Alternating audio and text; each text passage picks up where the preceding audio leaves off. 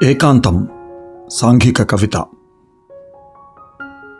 ఏకాంతం ఎంత ప్రశాంతం, ఒంటరితనం అంత దుర్భరం. ఒక్కో వ్యక్తికి ఒక్కో అనుభూతి, ఒక్కో సందర్భం ఒక్కో అనుభవం. ప్రశాంత ఏకాంతంలో ఎన్ని ఆలోచనలు, ఎన్ని కథావస్తువులు, ఎన్ని కవితా పంక్తులు, ఎన్ని పరిశోధనాంశాలు, ఎన్నెన్ని నిర్మాణాత్మక విషయాలు, ఎన్నో పలుకరింపులు, మరెన్నో జ్ఞాపకాల అలలు. ఒంటరితనంలో ఎన్ని చేదు అనుభవాలో అన్ని పిచ్చి ఆలోచనలు, అదో భరించరాని దశ. ఒంటరి ప్రయాణం, ఒంటరి పోరాటం, ఒంటరి జీవితం అన్నీ కష్టతరమే.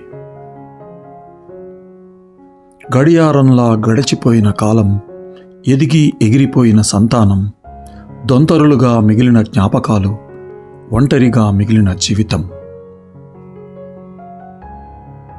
ఏకాంతమే వరంగా భావిస్తూ ఈ దశ దాటే వరకు ఎదురుచూస్తూ కాలక్షేపం చేయడమే మార్గం, అందరూ చేరుకునే గమ్యం.